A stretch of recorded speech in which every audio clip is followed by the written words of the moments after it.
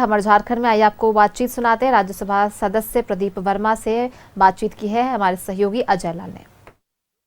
Court के जाने माने अधिवक्ता अश्विनी कुमार उपाध्याय आज सरला बिरला यूनिवर्सिटी में थे। लगभग 2 से 3 घंटे का व्याख्यान हुआ। व्याख्यान ही नहीं बल्कि भारत को बदलने की एक नई कोशिश। हमारे साथ इस राज्यसभा के सदस्य प्रदीप वर्मा जी हैं। बिल्ली के गले में घंटी बांधेगा कौन? देखिए, बहुत स्पष्टता से अश्विनी जी ने एक बात कही कि ये जो देश चलता है ये जनता के द्वारा चुनी हुई सरकार चलाती है और जनता जो चाहती है सरकारों को वो करना पड़ता है। उन्होंने बहुत स्पष्टता से मैसेज दिया कि देश के हर कोने से जब किसी चीज की मांग खड़ी होती है तो सरकारों को वो करना पड़ता है। राम मंदिर की मांग खड़ी हुई तो राम मंदिर बना। 370 हट जाए ये पूरा देश चाहता था, पूरे देश ने मांग की तो हटना पड़ा। वैसे ही देश में अगर जुडिशियरी में रिफॉर्म करना है, कई ऐसे पुराने अंग्रेजों के बनाए हुए कानून अगर बदलने हैं और इसकी मांग जब पूरा देश खड़ा होकर करेगा तो निश्चित रूप से वो बदलेगा। अश्विनी, मतलब ये हुआ सर कि आप चाहते हैं कि देश की जनता आवाज उठाए। देश की जनता का ये हक है कि वो अपने हित की बात करे। हम जिसे चुन के भेज देते हैं ये जरूरी नहीं होता है कि हमेशा वो हमारे हित का ही काम करेंगे। आप झारखंड की सरकार को देख लीजिए। झारखंड की सरकार को ही बड़े भारी बहुमत से जनता ने चुन के भेज दिया है। हाँ, छप्पड़ फाड़ बहुमत से।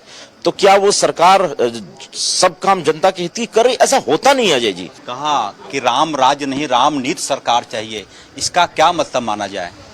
नहीं, उन्होंने बहुत स्पष्टता से कहा कि राम राज्य की जो परिकल्पना है वो पूरी तरीके से एक न्याय आधारित व्यवस्था थी। जब तक ये अंग्रेजों के बनाए हुए पुराने सड़े गले कानून इस देश में रहेंगे तब तक हम राम राज्य की स्थापना की कल्पना नहीं। वो राज्यसभा में सुनाई पड़ेगी। निश्चित रूप से जो राज्यसभा है वो उच्च सदन है और वहां पर जनता की आवाज बन करके हम लोग हमेशा विषय उठाते रहते हैं। क्या करप्शन ऑफ डिफॉल्ट हमेशा चलने वाली प्रक्रिया है?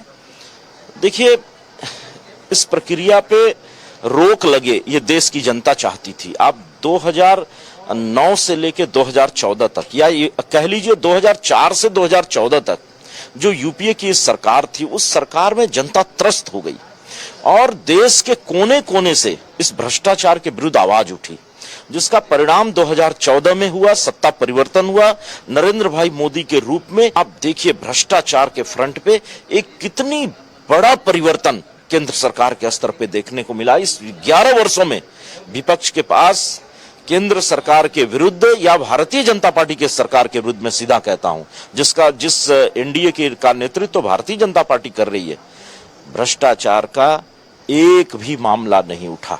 एक वर्ग, एक समूह हम केरल में भी दिखाई पड़ता है, वो दिल्ली भी चला जाता है, वो कलकत्ता में भी भारत के स्वभाव को परिवर्तन करने का लक्ष्य लेकर के ये काम करने वाले लोग, परंपराएं संस्कृति रही हैं उसके अनुरूप शासन व्यवस्था इस देश में न स्थापित हो पाए, ये लक्ष्य लेकर के काम करने वाले लोग इसी श्रेणी के आंदोलनजीवी लोग हैं।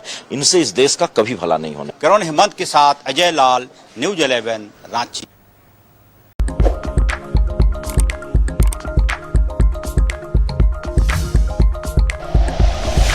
Like and share videos, subscribe करें हमारा चैनल और प्रेस करें बेल आइकॉन। न्यूज़ 11 भारत, सच है तो दिखेगा।